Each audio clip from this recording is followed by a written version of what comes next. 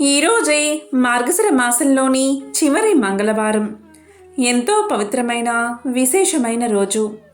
మార్గశిర మాసము అంటే లక్ష్మీనారాయణలకు ప్రీతికరమైన మాసం. అందున ఈ మార్గశిర చివరి మంగళవారం రోజు ఈ కథలను విన్నా, చదివినా, చెప్పినా, వినిపించినా జన్మల దోషాలు తొలగి కోటి జన్మల పుణ్యం వస్తుంది. మరి ఆ కథ ఏంటో ఇప్పుడు ఈ వీడియోలో తెలుసుకుందాం. ఒకసారి శౌనకాది మహర్షులు ఇలా పలికారు: ఇతర వృక్షాల కంటే రావి, మర్రి చెట్లు మాత్రమే ఎందుకంత పవిత్ర వృక్షాలుగా పేరు పొందాయి అని అడగగా సూతుడు ఇలా చెప్పసాగాడు. పూర్వం పార్వతీ పరమేశ్వరులు ఏకాంతంగా ఉన్నప్పుడు పని మీద దేవతలు అక్కడికి వెళ్ళగా వారి ఏకాంతానికి భంగం కలుగుతుంది. దీనికి పార్వతీదేవి ఎంతో కోపగించి మా ఏకాంతాన్ని భంగం చేశారు కాబట్టి భూలోకంలో చెట్లుగా పడి ఉండండి అని శపిస్తుంది దేవతలని. పార్వతీదేవి పెట్టిన శాపానికి ఆ పరమేశ్వరుడితో సహా దేవతలందరూ వృక్షాలుగా మారిపోతారు. ఈ విధంగా దేవతలంతా వేరువేరు వృక్షాలుగా మారితే శ్రీ మహావిష్ణువు రావి చెట్టుగాను, మహాశివుడు మర్రి చెట్టుగాను మారిపోయారు. ఇలా రావి, మర్రి చెట్లుగా మారిన శివకేశవులు జగదేక పూజనీయులు కాబట్టి ఆ చెట్లకు అంతటి పవిత్రత కలిగింది. వీటిలో రావి చెట్టు శని దృష్టికి సంబంధించిన కారణంగా శనివారం రోజు మాత్రమే పూజనీయమైనది. శని ఆదివారం రోజు తప్ప తక్కిన రోజుల్లో రావి చెట్టును అస్సలు తాకకూడదు అని సూతుడు శౌనకాది మహామునులు చెప్పగా ఇదంతా విన్నా శౌనకాది మహర్షులు రావి చెట్టు ఎందుకు శనివారం మాత్రమే పూజనీయం అయింది, మిగిలిన రోజుల్లో ఎందుకు తాకకూడదు అని అడిగారు. దానికి సూత మహర్షి ఇలా చెప్పసాగాడు. పూర్వం క్షీరసాగర మదనం జరిగినప్పుడు అనేక వస్తువుల్లో లక్ష్మీదేవిని, కౌస్తుభాన్ని శ్రీహరికి సమర్పించి తక్కిన సంపదనంతా దేవతలు తీసుకున్నారు. శ్రీ మహావిష్ణువు లక్ష్మీదేవిని వివాహం చేసుకోవాలి అనుకున్నాడు. కానీ లక్ష్మీదేవి శ్రీ మహావిష్ణువుతో ఇలా పలుకుతుంది: దేవా, నాకన్నా పెద్దది అయినా నా అక్కయ్య ఉంది. ఆమెకు వివాహం కాకుండా చిన్నదైన నేను వివాహం చేసుకోవడం తగదు. కాబట్టి మా అక్క పెళ్లి గురించి ఆలోచించండి అని పలుకుతుంది. దాంతో శ్రీ మహావిష్ణువు లక్ష్మీదేవి అక్కగారైన జ్యేష్ఠాదేవిని ఉద్దాలకుడు అనే మహర్షికి ఇచ్చి వివాహం జరిపిస్తాడు. ఆ విధంగా ఉద్దాలకుడు జ్యేష్ఠాదేవిని తన ఆశ్రమానికి తీసుకువెళ్తాడు. ఆ తరువాత శ్రీ మహావిష్ణువు లక్ష్మీదేవిని వివాహం చేసుకుంటాడు. నిరంతరం ధూపదీప నైవేద్యాలతో నిండిన ఆశ్రమాన్ని చూసి, వేదఘోషతో మారుమోగుతున్న ఆశ్రమాన్ని చూసి, ఆశ్రమంలోని శుభ్రతను చూసి జ్యేష్ఠాదేవి దుఃఖిస్తూ, ఇది నాకు సరైన చోటు కాదు. శుభ్రంగా ఉన్న చోట, వేదాలు చదివే దగ్గర, అతిథి సత్కార్యాలు జరిగే దగ్గర, యజ్ఞాలు జరిగే దగ్గర నేను నివసించలేను. అదేవిధంగా ప్రేమగల భార్యాభర్తలు ఉండే చోట, పితృదేవతలను పూజించే చోట, నీతిగా ఉండేవారి దగ్గర, అబద్ధం ఆడనివారి ఇంట, ప్రేమగా మాట్లాడేవారి ఇంట, గురువులను పూజించే దగ్గర నేను ఉండలేను అంటుంది. దీంతో ఉద్దాలకుడు మరి నీవు ఎక్కడ ఉంటావు అని అడుగుతాడు. దానికి జ్యేష్ఠాదేవి ఇలా సమాధానం చెప్తుంది: ఏ ఇంట్లో అయితే రాత్రింబగళ్ళు భార్యాభర్తలు దెబ్బలాడుకుంటూ ఉంటారో, ఏ ఇంట్లో అయితే అతిథులు నిరాశతో ఉంటారో, ఎక్కడైతే వృద్ధులకు, మిత్రులకు, మంచివారికి అవమానం జరుగుతుందో, ఇంకొకరి ధనాన్ని ఆశపడేవారి ఇంట్లో, శుభ్రంగా లేని చోట నేను నివాసం ఉంటాను అని పలుకుతుంది. భార్య యొక్క మాటలు విన్న ఉద్దాలకుడు ఎంతో కలత చెంది, ఓ జ్యేష్ఠాదేవి, నీవు కోరినట్లు నీకు తగిన నివాస స్థానాన్ని వెతికి వస్తాను. అంతవరకు నీవు రావి చెట్టు మొదట్లోని కదలకుండా కూర్చోమని చెప్పి వెళ్ళిపోతాడు. భర్త చెప్పింది ఆజ్ఞగా భావించి రావి చెట్టు మొదట్లోని కూర్చుని ఉండిపోతుంది జ్యేష్ఠాదేవి. ఎన్ని రోజులు గడిచినా ఉద్దాలకుడు రాకపోవడంతో పతి విరహాన్ని భరించలేక జ్యేష్ఠాదేవి పెద్దగా రోదించడం మొదలు పెడుతుంది. ఆమె ఏడుపులు వైకుంఠంలో ఉన్న లక్ష్మీనారాయణల చెవిలో పడతాయి. అది విన్న లక్ష్మీదేవి ఇలా అంటుంది: స్వామి, నా అక్క అయిన జ్యేష్ఠాదేవి ఎందుకో రోదిస్తుంది. ఆమె దగ్గరకు వెళ్ళి రండి అని మహావిష్ణువును కోరుతుంది. వెంటనే మహావిష్ణువు జ్యేష్ఠాదేవి దగ్గరకు వెళ్తాడు. ఆమెతో ఇలా పలుకుతాడు, ఓ జ్యేష్ఠాదేవి, ఈ రావి చెట్టు నా అంశతో నిండి ఉంటుంది. పైగా నీకు తోడుగా ఈ రావి చెట్టు మొదట్లోనే శనిదేవుడు కూడా ఉంటాడు. కాబట్టి నువ్వు రావి చెట్టు మొదట్లో స్థిర నివాసం ఏర్పరచుకుని ఉండు అని పలుకుతాడు. దానికి జ్యేష్ఠాదేవి, ఓ మహావిష్ణు ప్రభు, ఇక్కడ నన్ను ఎవరూ పూజించడం లేదు అని పలుకుతుంది. దానికి శ్రీ మహావిష్ణువు ఇలా పలుకుతాడు, వారంలో శనివారం రోజు నిన్ను పూజించేవారి ఇంటయందు లక్ష్మీదేవి నివసిస్తుంది. వారంలో శనివారం రోజు ఎవరైతే రావి చెట్టును తాకుతారో వారిని అదృష్టం వరిస్తుంది. ఈ విధంగా ప్రతి శనివారం రావి చెట్టు పూజనీయంగా మారింది అని సూతుడు సౌనకాది మహామునులకు చెప్తాడు. ఎవరైతే జ్యేష్ఠాదేవిని శనివారం రోజు షోడశోపచారాలతో పూజిస్తారో అలాంటి వారి పట్ల లక్ష్మీదేవి సంతోషించి సకల సంపదలను కురిపిస్తుందని సూతుడు తెలియచేస్తాడు. కాబట్టి వారంలో సోమ, మంగళ, బుధ, గురు, శుక్రవారాల్లో రావి చెట్టును తాకకూడదు. శని, ఆదివారాల్లో తాకవచ్చు. ఎవరైతే ఈ కథను వింటారో లేక చదువుతారో అలాంటి వారి జన్మల పాపాలు తొలగి కోటి జన్మల పుణ్యం వస్తుంది. సకల శుభాలు కలుగుతాయి. ఇలాంటి శక్తివంతమైన రోజు ఎవరైతే ఈ కథను వింటారో వారికి ఉన్న శని బాధలు తొలగిపోతాయి. కష్టాలు, దరిద్రం తొలగి ఐశ్వర్యవంతులు అవుతారు. మరి శనిదేవుడి మహిమను తెలిపే ఆ పవిత్ర కథ ఏంటో ఇప్పుడు తెలుసుకుందాం. పూర్వకాలంలో సుమేధుడు అని బ్రాహ్మణుడు నివసిస్తూ ఉండేవాడు. ఒకరోజు అతనికి ఒక కల వచ్చింది. ఆ కలను భార్యతో ఇలా చెప్పాడు, ఈ మధ్య నాకు కలలో ప్రతిరోజు ఒక నీలిరంగు దుస్తులు వేసుకున్న వ్యక్తి కనిపిస్తున్నాడు. మాటి మాటికి 7 సంవత్సరాలు నిన్ను పట్టుకుంటాను అని అంటున్నాడు అని భార్యకు తెలియజేశాడు. దాంతో భార్య ఇలా పలుకుతుంది, నీలిరంగు బట్టలు అంటే శనిదేవుడు. మీకు శనిదశ ప్రారంభం కాబోతుంది అని అర్థం. ఈసారి శనిదేవుడు కల్లో కనిపిస్తే పట్టుకోమని చెప్పండి, కానీ 2 కాలం కంటే ఎక్కువ ఉండడానికి ఒప్పుకోకండి అని భార్య తెలియచేస్తుంది. ఇక తర్వాత రోజు శనిదేవుడు సుమేధుడి కల్లో కనిపిస్తాడు. ఇక సుమేధుడు ఇలా పలుకుతాడు, ఓ శనిదేవా, నన్ను పట్టుకుంటావా అని అడుగుతాడు. దానికి శనిదేవుడు, ఓ బ్రాహ్మణుడా, నేను నీపై పూర్తిగా 7 సంవత్సరాల పాటు ఉంటాను అని పలకగాని దానికి సుమేధుడు, ఓ శనిదేవా, నేను అన్ని రోజులు నిన్ను భరించలేను అంటాడు. దానికి శనిదేవుడు, ఓ సుమేధ, నేను పూర్తిగా 5 సంవత్సరాలు నిన్ను పట్టుకుంటాను అంటాడు. దానికి బ్రాహ్మణుడు, ఓ శనిదేవా, అన్ని రోజులు నేను నిన్ను మొయ్యలేను అంటాడు. దానికి శనిదేవుడు, అయితే సుమేధ, 2.5 సంవత్సరాల కాలం నేను నీతో ఉంటాను అంటాడు. దానికి బ్రాహ్మణుడు, ఓ శనిదేవా, అన్ని రోజులు నేను నీతో ఉండలేను అంటాడు. ఇక శనిదేవుడు చివరగా ఇలా పలుకుతాడు, చూడు సుమేధ, 2.5 సంవత్సరాల కాలం నీవు నన్ను భరించక తప్పదు అంటాడు. దానికి సుమేధుడు సరే అని ఒప్పుకుంటాడు. మరుసటి రోజు ఉదయం నిద్రలేవగాని ఈ విషయాన్ని తన భార్యకు తెలియచేస్తాడు. నాకు 2.5 సంవత్సరాల శనిదశ ప్రారంభమైంది. నాకు నీవు 2 బంగారు కాసులు ఇవ్వు అని అంటాడు. నేను అడవిలోకి వెళ్ళి పూజా పునస్కారాలు చేసి వస్తాను. నీవు ఇంట్లోనే ఉండి పిల్లల్ని జాగ్రత్తగా చూసుకో. ఎవరితోనూ పోరు పెట్టుకోకు. అందరితో జాగ్రత్తగా ఉండు. ఇలా చెప్పి బ్రాహ్మణుడు అడవిలోకి వెళ్తాడు. అక్కడ ఒక చెట్టు కింద కూర్చుని పూజ చేసుకుంటూ ఉంటాడు. ఇలా ఒక కాలం గడుస్తుంది.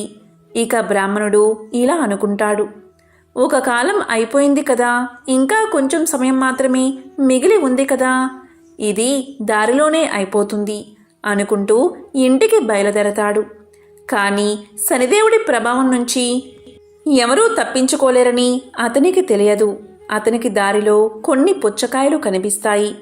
వాటిని ఇంటికి తీసుకువెళ్తాను అనుకుని అక్కడ ఎవరైనా ఉన్నారేమో అని గట్టిగా పిలుస్తాడు. కానీ అక్కడ ఎవరూ ఉండరు, ఎవరూ పలకరు. ఇక తన దగ్గర ఉన్న ఒక బంగారు నాణాన్ని అక్కడ పెట్టి 2 పుచ్చకాయలు కోసుకుని సంచిలో వేసుకుంటాడు. ఇక తిరిగి ఇంటికి ప్రయాణం సాగిస్తాడు. ఇంతలో 2 సిపాయిలు అటుగా వస్తారు. వారు బ్రాహ్మణుణ్ణి ఆపి, నీ సంచిలో ఏముందో చూపించు అంటారు. దానికి సుమేధుడు, నా సంచిలో 2 పుచ్చకాయలు ఉన్నాయి అంటాడు. దానికి సిపాయిలు సంచి తెరిచి చూపించమని అడగగా సుమేధుడు సంచి తెరచి చూడగానే దాంట్లో రాజుగారి 2 కొడుకుల తలలు ఉంటాయి. దీంతో సిపాయిలు అతన్ని పట్టుకుని రాజుగారి దగ్గరకు తీసుకువెళ్తారు. రాజుతో సిపాయిలు ఇలా పలుకుతారు, ఓ రాజా, ఈ బ్రాహ్మణుడు మీ 2 కొడుకులను చంపి తలలను సంచిలో వేసుకున్నాడు అని అనగానే ఆ మాటలు విన్న రాజుగారికి ఎక్కడలేని కోపం వచ్చి ఆ బ్రాహ్మణుణ్ణి వెంటనే ఉరితీయండి అని ఆజ్ఞాపిస్తాడు. సిపాయిలు సుమేధుణ్ణి తీసుకుని వెళ్లి ఉరి తీయబోగా సుమేధుడు ఇలా పలుకుతాడు, మహారాజా, దయ చూపించండి, కొంచెంసేపు ఆగండి, నన్ను పూజ చేసుకోనివ్వండి అని పలకగానే రాజు ఒప్పుకుంటాడు. ఇక సుమేధుడు పూజ చేసుకుంటూ ఉండగా శనిదశ పూర్తవుతుంది. ఇంతలో అక్కడకు రాజుగారి 2 కొడుకులు తిరిగి వస్తారు. వారిని చూసి రాజు ఎంతో ఆశ్చర్యపోతాడు. అప్పుడు రాజు బ్రాహ్మణుడితో ఇలా పలుకుతాడు, ఓ బ్రాహ్మణుడా, నీవు ఏమాయ చేశావు అని అనగానే సుమేధుడు ఇలా అంటాడు, మహారాజా, నేను ఏమాయా చేయలేదు, నాకేమీ తెలియదు, నాపై శని ప్రభావం ఉంది, అందుకే ఇదంతా జరిగింది అని సమాధానం చెప్తాడు. దానికి రాజు ఇలా అడుగుతాడు, ఓ బ్రాహ్మణుడా, శనిదశ పట్టుకుంటే నివారణ ఉపాయమేమిటి అని అడగగానే సుమేధుడు ఇలా చెప్తాడు, రాజుకు శనిదశ పట్టుకుంటే నల్లటి ఏనుగును దానంగా ఇవ్వాలి, షావుకారికి శనిదశ పట్టుకుంటే ఒక నల్లటి గుర్రాన్ని దానంగా ఇవ్వాలి, ఒక గృహస్థుడికి శనిదశ పట్టుకుంటే నూనెలో ముంచిన రొట్టెను నల్లని కుక్కకు తినిపించాలి, అదేవిధంగా రావి చెట్టును పూజించాలి, శనిదేవుణ్ణి కూడా పూజించాలి అని సమాధానం చెప్తాడు. దాంతో రాజు బ్రాహ్మణుడికి కొంచెం నగదు ఆభరణాలు ఇచ్చి వదిలేస్తాడు. అప్పుడు బ్రాహ్మణుడు ఇంటికి చేరుకుంటాడు. ఇంటికి వెళ్ళిన తర్వాత భార్యతో ఇలా అంటాడు, జరిగిన విషయమంతా చెప్తాడు. అప్పుడు ఆమె సంచిలో ఏం తీసుకువచ్చారు అని అడగగానే బ్రాహ్మణుడు 2 పుచ్చకాయలు తీసుకువచ్చాను అంటాడు. తీరా సంచి తెరిచి చూడగానే పుచ్చకాయకు బదులు బంగారపు కాసులు ఉంటాయి. దానికి భార్య, ఇంత బంగారం ఎక్కడిది, మీకు శని పట్టుకుంది కదా అని అనగానే దానికి సుమేధుడు ఇలా చెప్తాడు, శని పట్టినప్పుడు పుచ్చకాయలు తలకాయలుగా మారాయి, వదిలిపోగానే పుచ్చకాయ స్థానంలో బంగారం వచ్చింది అని సమాధానం చెప్తాడు. పూర్వం ఒక బ్రాహ్మణుడు ఉండేవాడు. వేళగాని వేళ తన ఇంటికి ఎవరు వచ్చినా వాళ్లను తను ఎరగకపోయినా సరే ఆదరించి భోజనం పెట్టేవాడు. ఒకవేళ ఇంటికి ఎవరూ రాకపోతే వీధి వెంట పోయి వాళ్ళని పిలిచి అన్నం పెట్టేవాడు. ఇలా చాలా కాలం జరిగాక ఒకనాడు ఆయనకు అన్నదానం వల్ల వచ్చే పుణ్యం ఎలాంటిదో తెలుసుకోవాలని బుద్ధి పుట్టింది. ఎవరిని అడిగినా చెప్పలేకపోయారు.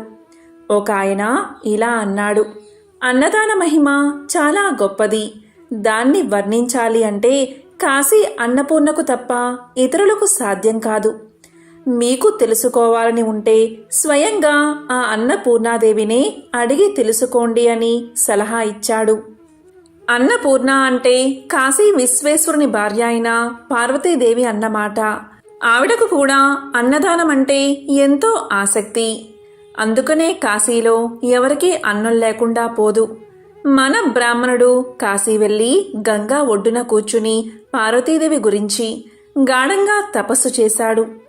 దేవి అతని తపస్సుకు మెచ్చుకుని ప్రత్యక్షమై ఇలా పలికింది, నీకేం కావాలి బ్రాహ్మణుడా అని అడిగింది.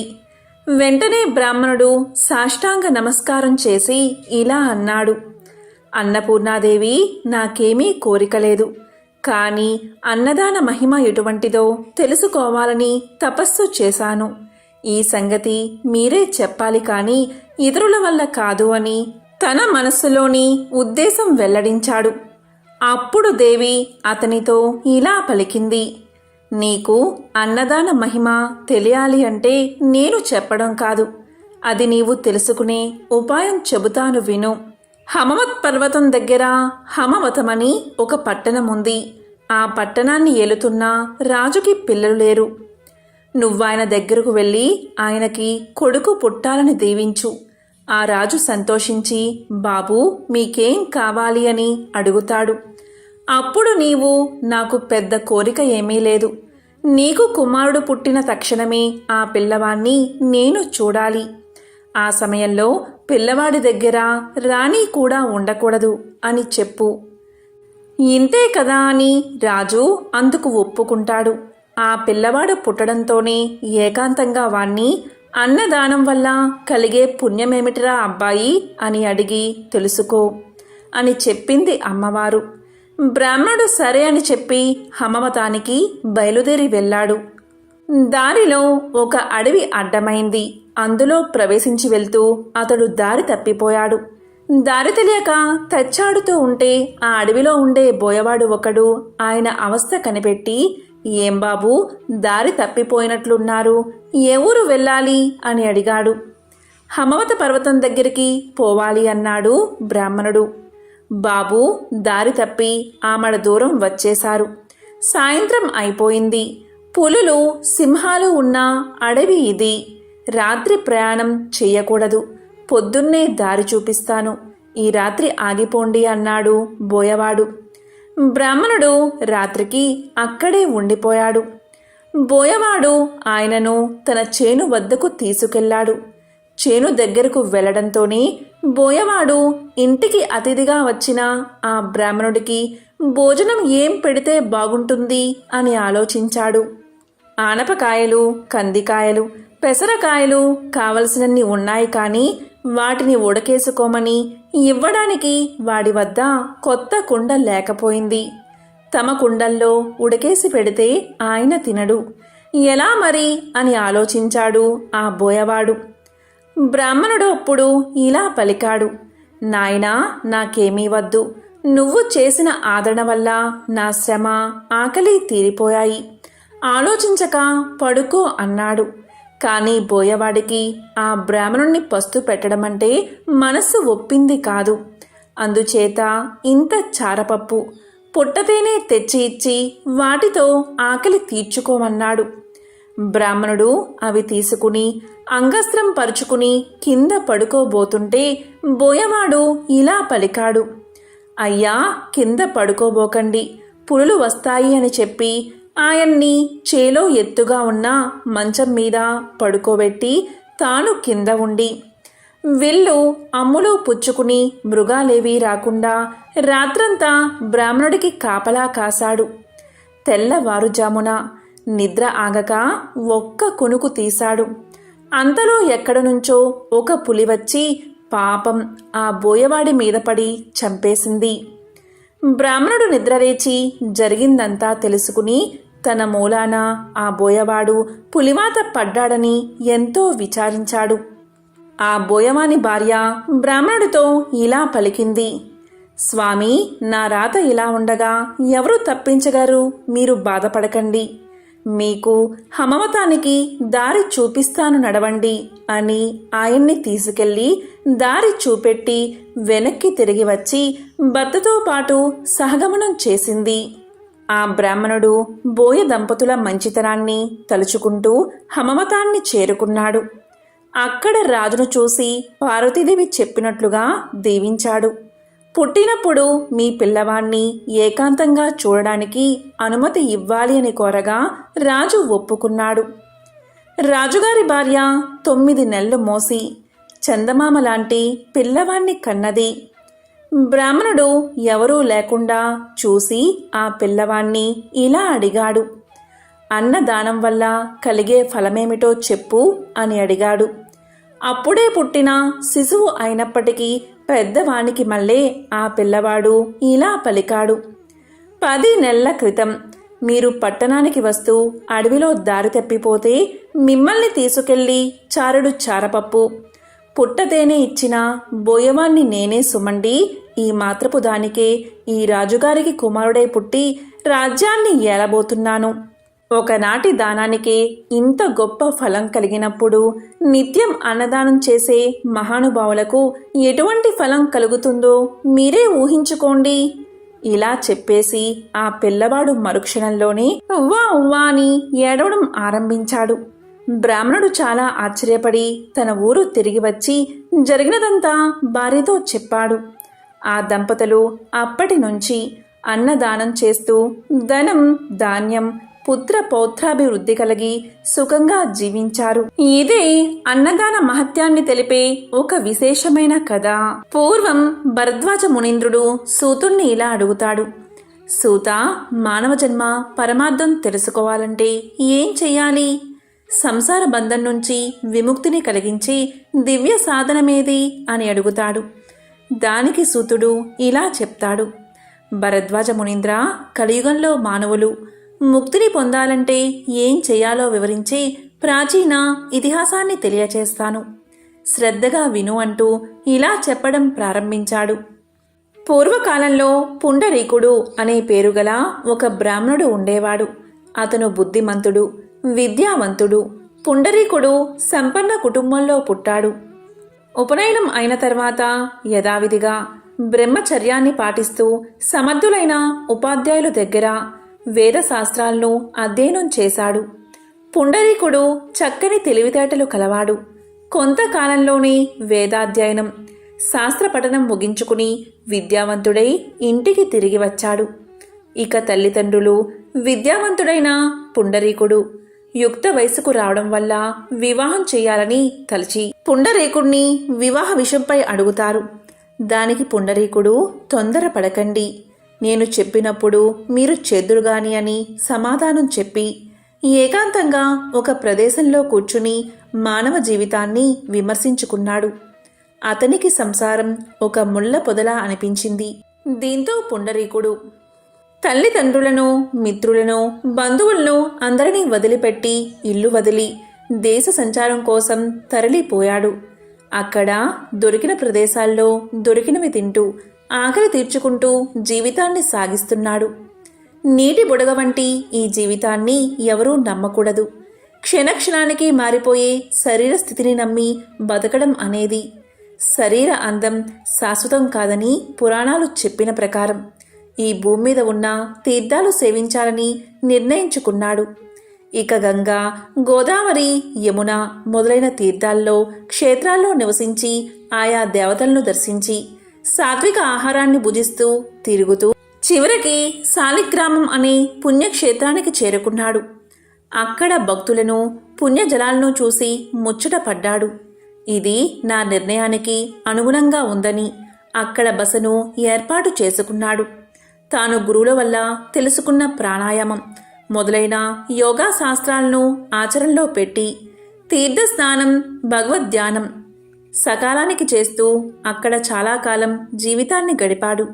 అలా ఉండగా ఒకరోజు నారద మహాముని అక్కడకు వీచ్చేశారు. దీంతో పుండరీకుడు నారదుడి దివ్య తేజస్సును చూసి ఆశ్చర్యంతో నారదుడికి స్వాగతం చెప్పి తన పర్ణశాలకు తీసుకువెళ్లాడు. స్వాగతం, మర్యాదలు చేసి ఆసనంపై నారదుణ్ణి కూర్చోబెట్టాడు. దీంతో నారదుడు ఆనందంతో ఆసనంపై కూర్చుని మౌనంగా పుండరీకుణ్ణి చూస్తూ ఉన్నాడు. అప్పుడు పుండరీకుడు ఇలా పలికాడు. మహాత్మా, మీరు ఎవరు? నన్ను తరింప చేయడానికి ఈ రూపంలో వచ్చిన శ్రీమన్నారాయణుడే అనుకుంటున్నాను అని పలకగాని నారదుడు ఇలా చెప్పాడు.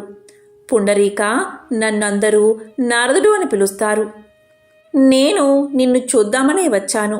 భక్తి శ్రద్ధలు కల భక్తుణ్ణి చూస్తే పుణ్యం వస్తుందని భగవంతుడే అన్నాడని చిరునవ్వుతో చెప్పాడు నారదుడు. దీంతో పుండరీకుడు లేచి 2 చేతులు జోడించి నమస్కారం చేసి ఇలా పలికాడు.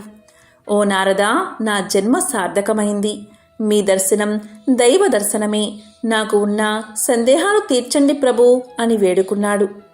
పరమార్థ సాధనకు ప్రధానమైన సాధనమేదో, మానవ జన్మకు సంసారబంధ విముక్తికి చెయ్యవలసిన కార్యమేంటో తెలిపి నన్ను ధన్యుణ్ణి చెయ్యండి అని వేడుకున్నాడు. ఇక నారద మహర్షి, పుండరీక కూర్చో, చెప్తాను అన్నాడు. దాంతో పరమ ఆనందంతో పుండరీకుడు కూర్చున్నాడు. పరమార్థ జ్ఞాన విషయం గురించి నారదుడు ఇలా తెలియచేశాడు. పుండరీక, శాస్త్రాలు చెప్పిన కర్మలు చాలానే ఉన్నాయి. అలాగే ధర్మ మార్గాలు కూడా అనేకం ఉన్నాయి. ఒక్కొక్కరు ఒక్కొక్క విధంగా చెప్పిన మతము ఉంది. అదంతా అలా ఉండని వాటన్నిటి గురించి నా తండ్రి చెప్పిన పరమ రహస్యమైన ఆధ్యాత్మిక తత్వ విషయం, సంసార బంధం నుండి విడుదల కలిగించేదైనా దాని గురించి నీకు చెప్తాను అంటూ ఇలా చెప్పసాగాడు. పుండరీక, నారాయణుడే పరబ్రహ్మ, పరతత్వం, పరంజ్యోతి, సర్వజీవుల ఆత్మ, పరమాత్మ నారాయణుడే. ఈ జగత్తు లోపల పైన వ్యాపించి ఉన్నది నారాయణుడే. ఓం నమో నారాయణ అని మనసుతో నిత్యం ధ్యానం చేస్తూ జపిస్తే చాలు. అదే పరమజ్ఞానం. అంతకంటే పరమార్థాన్ని తెలిపేది మరేదీ లేదు. పరమార్థమూ లేదు. అన్ని శాస్త్రాలను, అన్ని మతాలను, అందరి శాసనాకారులు చెప్పింది పరిశీలించి నేను చెప్పేది ఇది ఒక్కటే. కాబట్టి పైన వ్యాపించి ఉన్నది నారాయణుడే. ఓం నమో నారాయణ అని నిశ్చలమైన మనసుతో నిత్యం ధ్యానం చేస్తూ జపిస్తే చాలు. అదే పరమజ్ఞానం. అంతకంటే పరమార్థాన్ని తెలిపేది మరేదీ లేదు. నేను చెప్పేది ఒక్కటే. భ్రాంతిని కలిగించే శాస్త్ర వాక్కును మర్చిపో. నారాయణ్ణి నమ్మి మనసారా ధ్యానించు. అలా చేస్తే విష్ణు సాన్నిధ్యాన్ని పొందగలవు. ఓం నమో నారాయణాయ అనే మంత్రాన్ని పఠిస్తూ ఉండు అని చెప్పి నారదుడు వెళ్ళిపోయాడు. ఇక పుండరీకుడు నారాయణ మంత్రజపంతో, నారాయణ నామస్మరణతో ఎంతో భక్తితో ధ్యానించసాగాడు.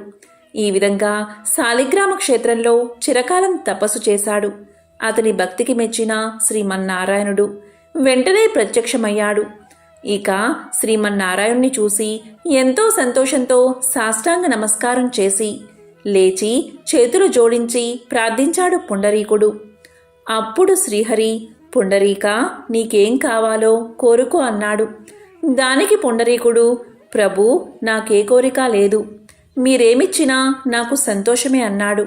దానికి శ్రీహరి చిరునవ్వు నవ్వి, సరే ఇటురా, ఈ గరుడ వాహనంపై నా వెనుక కూర్చో, నాతో వైకుంఠానికి రా, నా రూపాన్ని ధరించి నిత్యము నా వెనకాలే ఉండు అని చెయ్యి పట్టుకుని వాహనం మీదకు తీసుకున్నాడు. ఆ సమయంలో దేవదుందుబులు మోగాయి. దేవతలు జయ జయ శబ్దాలతో పుష్పవర్షం కురిపించారు. ఆ విధంగా పుండరీకుడు శ్రీహరితో కలిసి వైకుంఠానికి చేరుకున్నాడని సూతుడు భరద్వాజ మునికి తెలియచేశాడు. కాబట్టి భరద్వాజ శ్రీ మహావిష్ణువును కీర్తించడం వల్ల కలియుగంలో మానవులకు ముక్తి లభిస్తుంది. ఇదే మోక్షప్రదం. బ్రతికి ఉన్నంతకాలం సుఖాన్ని కలిగిస్తుంది అని సూతులవారు చెప్పగా అది విన్న భరద్వాజ మహాముని సంతోషంతో, సూత, పరమ అర్థాన్ని వివరించావు, నేను ధన్యుణ్ణి అయ్యాను అని సమాధానం చెప్పాడు. కాబట్టి ఎంతో విశేషమైన ఈ కథలను విన్నా, చదివినా, చెప్పినా, వినిపించినా సకల శుభాలు కలుగుతాయి. జన్మల దోషాలు తొలగి కోటి జన్మల పుణ్యం వస్తుంది. ఓం నమః శివాయ. ఓం నమో నారాయణాయ. ఓం శ్రీ మహాలక్ష్మియే నమః. ఓం శనైశ్చరాయ నమో నమః.